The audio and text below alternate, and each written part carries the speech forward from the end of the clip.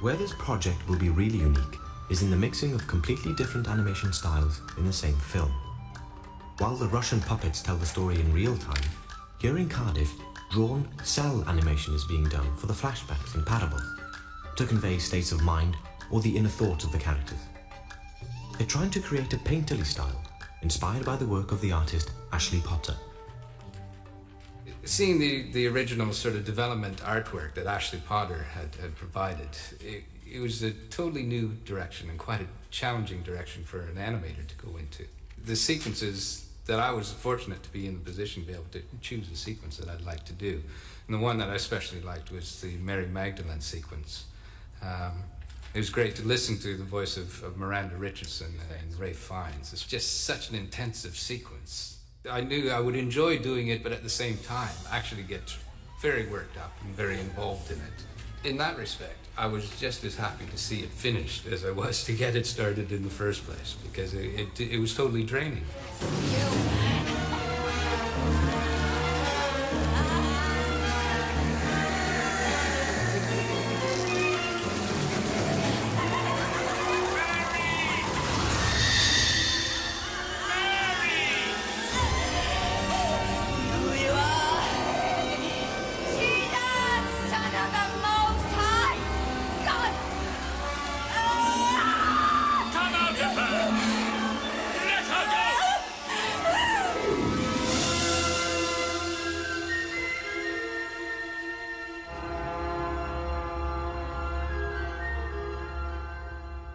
Co-production in one country is tricky enough, but doing it over this distance is a lot to take on. Constant toing and froing between Cardiff and Moscow, months of discussions about tiny design details, language barriers, and mind-numbing bureaucracy can test the most patient of souls. But Stanislav is typically philosophical. Каждый фильм имеет свои такие драматические кризисные моменты. Такой сложный фильм, такой ответственный фильм не может делаться просто. Вот поэтому, преодолевая вот эти препятствия, мы испытываем радость. Derek has brought over the first of the big models to show the Russian team. It's a new departure for everyone. The animators having to learn a completely new technique, and designers concerned about matching the two puppet sizes and how the perspective will work with the backgrounds. Derek is not at all sure how they're going to react.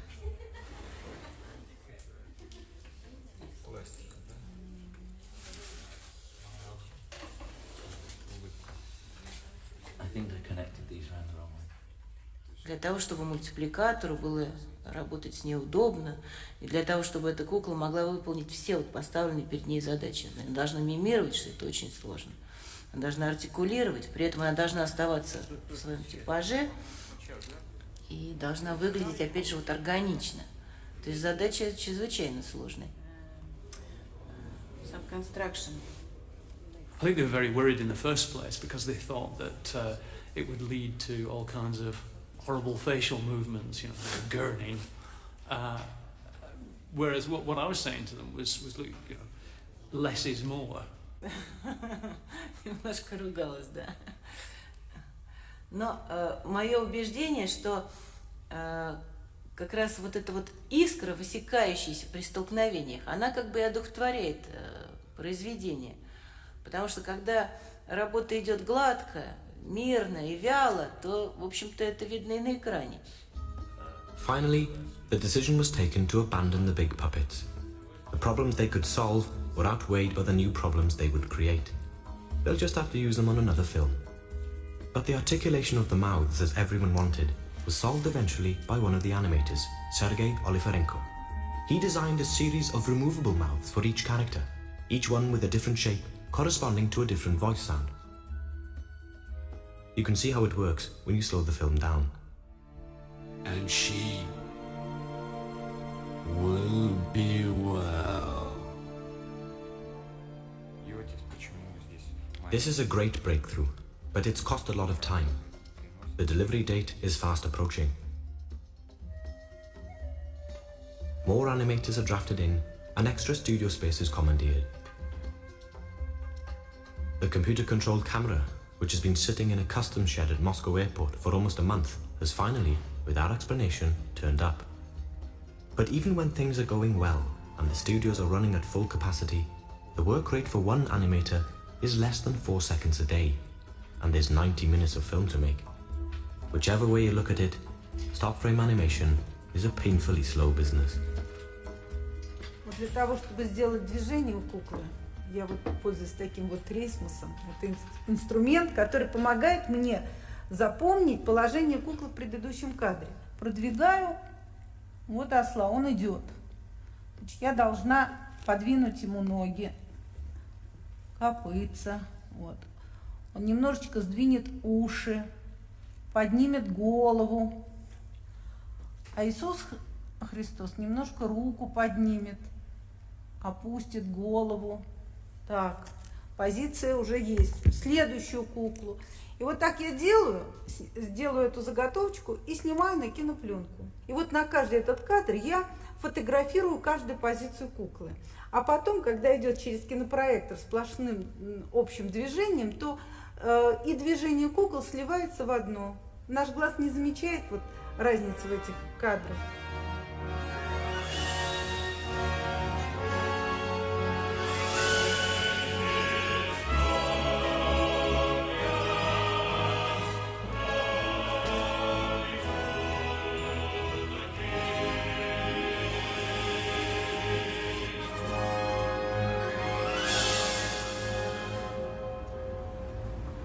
There is one piece of visual trickery still to come.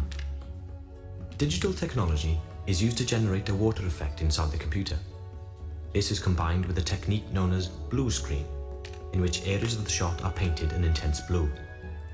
These areas are then later replaced electronically with whatever element is needed, in this case water, the Sea of Galilee.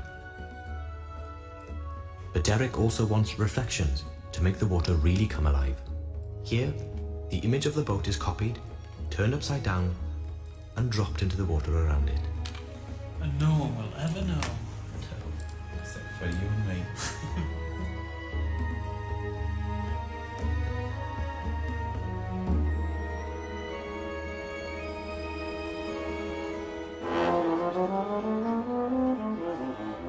The final piece of the jigsaw is the music.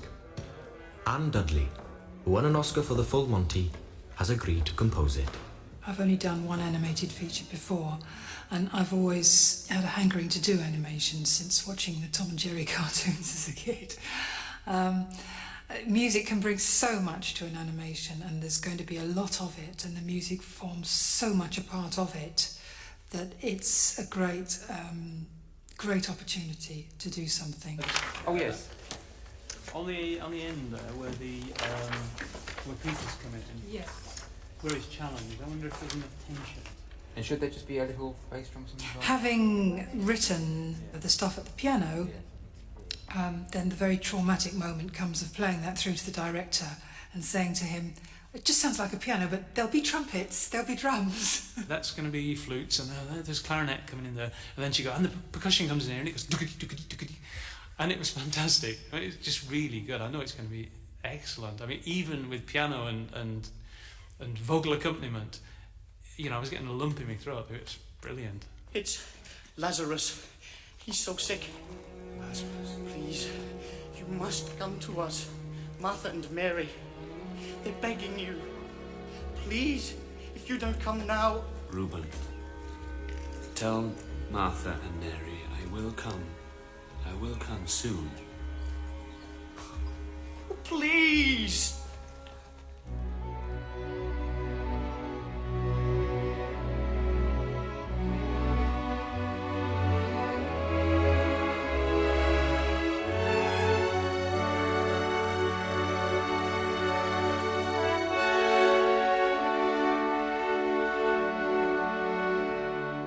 In terms of the religious subject matter, at first it was very intimidating, I must say, because there's like 9 centuries of religious music being composed.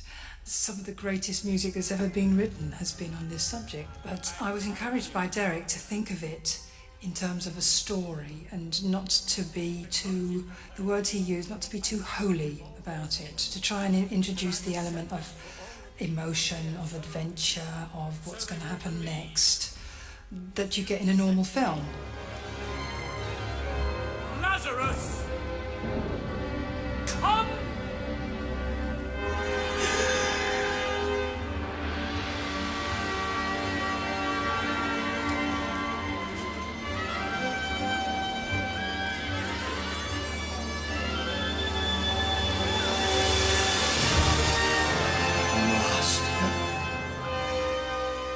I think the finished film is absolutely brilliant. If this story has been told thousands and thousands of times in different ways, this is certainly a way that I've never seen before. And to be able to say that after 2,000 years, I think is extraordinary. I think it's a huge achievement, and I'm very happy to have been part of it. This is, after all, simply a brand new way of telling an old story.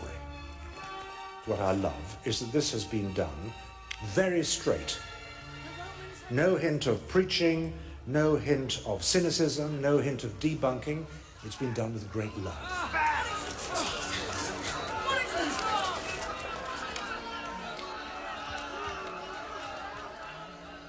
I think the film's going to have important significance on two main levels. One is, if you like, the social or cultural level. There is an incredible ignorance about the basic facts of who Jesus was and what he did and so on within our society today. And whether you're a believer or not is irrelevant to this. You cannot understand the last 2,000 years of our culture without some awareness of who Jesus is. And I hope the film will go a long way to help explain something about that. Anyone at all? Go on. Put your finger here. Touch the marks. Don't be a doubter anymore.